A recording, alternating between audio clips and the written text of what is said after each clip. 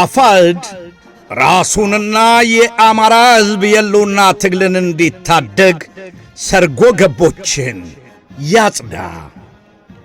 ከአፋሕድ ቻፕተሮች በወቅታዊ ጉዳዮች ላይ የተሰጠ መግለጫ።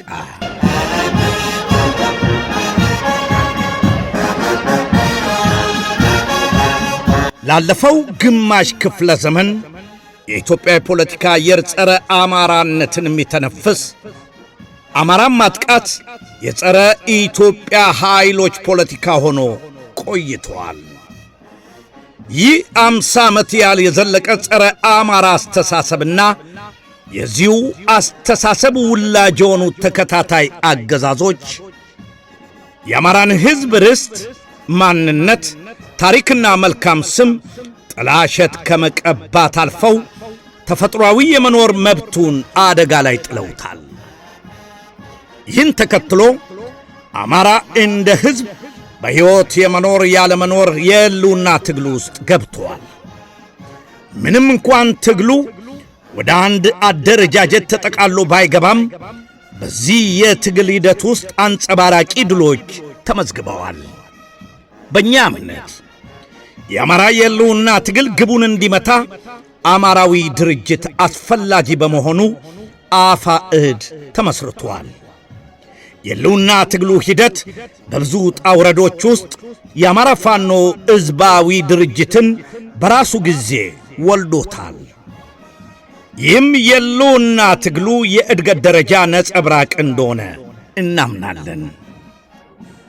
ነገር ግን የድርጅቱን የትግል ዓላማዎች በአስተማማኝ ሁኔታ ለማሳካት በሕዝብ ዘንድ እምነት የሚጣልባቸው የአታጋይ ድርጅቱ የውስጥና የውጭ መሪዎችና አስተባባሪዎች ያስፈልጋሉ።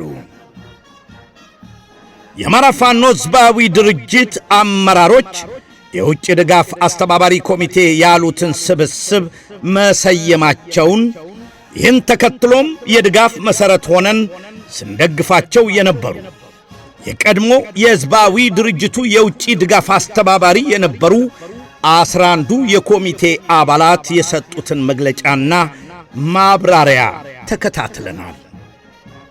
ተሰየመ የተባለው ኮሚቴ እውነተኛውን ታጋይ ዲያስፖራ የማይወክል፣ ለትግሉ የማይታመኑ ሰርጎ ገቦች ያሉበት የአደረጃጀትና የውክልና የሰው ምርጫ ችግር ያለበት በመሆኑ በእኛ በኩል ኮሚቴውን የማንቀበለው መሆኑን እናሳውቃለን።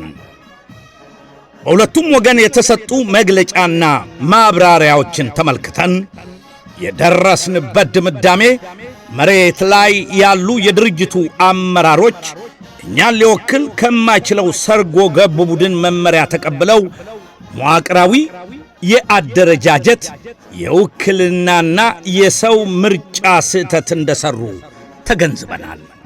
በመሆኑ መሬት ላይ ላሉ መሪዎችና የአማራ ሕዝብ ትግል ቀጥተኛ ተዋናይ ለሆኑና ለትግላችን አጋር አካላት በሙሉ የሚከተለውን ጥሪ እናቀርባለን። አንደኛ፣ ለአፋሕድ ሥራ አስፈጻሚ አመራሮች። የአፋሕድ ሥራ አስፈጻሚ አመራሮች መሪዎቻችን በዱር በገደሉ እየተዋደቃችሁ ከነ መላው ሰራዊቱ ለምትከፍሉት ዋጋ ከፍ ያለ ምስጋና አለን። አመራሩ የአማራ ሕዝብ የሕልውና ትግል አምጦ የወለደው እንጂ አመራሩ ትግሉን አምጦ አልወለደውም። ትግሉ የተወለደው በአማራ ሕዝብ የዘመናት ሰቆቃ፣ መከራና መዋቅራዊ ጥቃት የተነሳ ነው።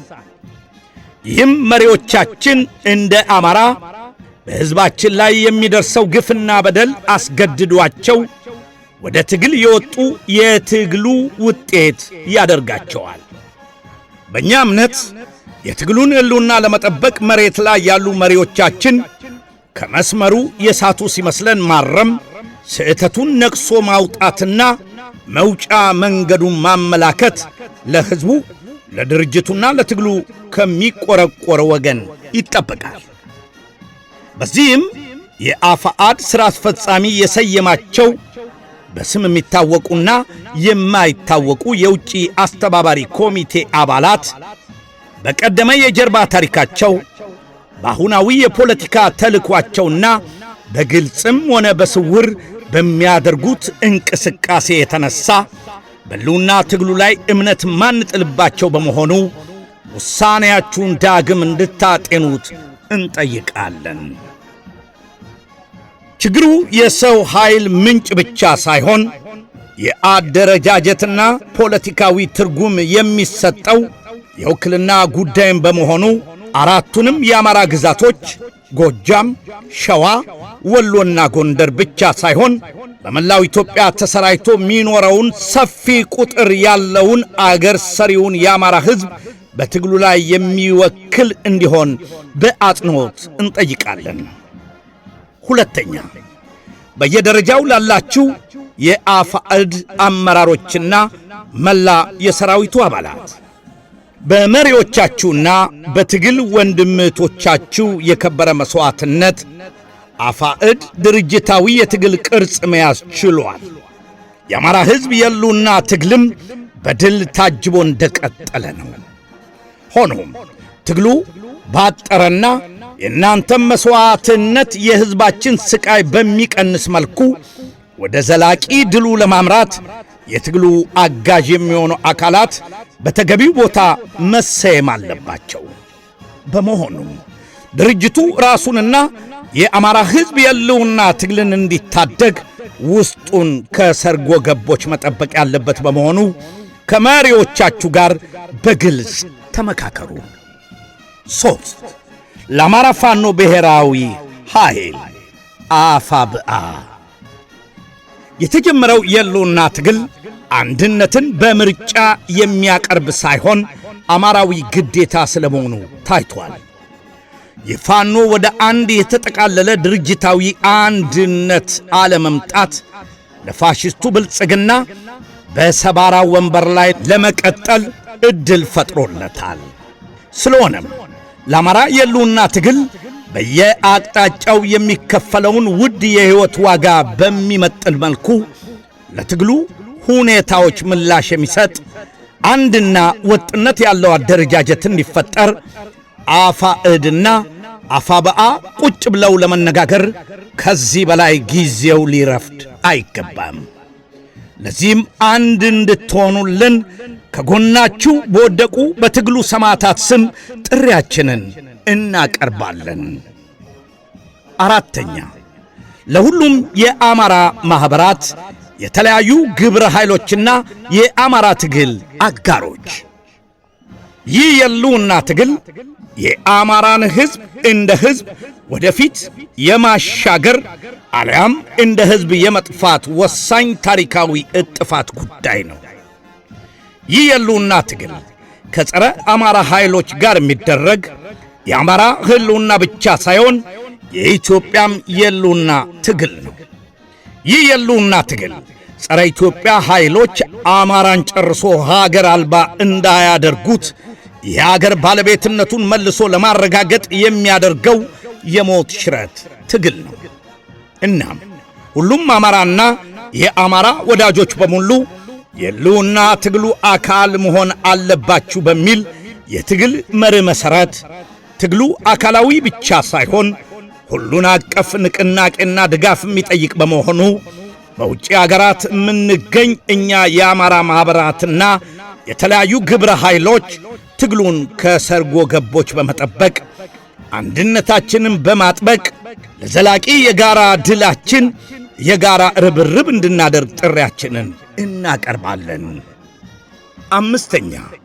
ለአማራ ምሁራንና የምሁራን አደረጃጀቶች በሙሉ የዲያስፖራው የትግል ተሳትፎ በምሁራዊ ተዋጽኦ መመራት እንዳለበት ጽኑ እምነት አለን።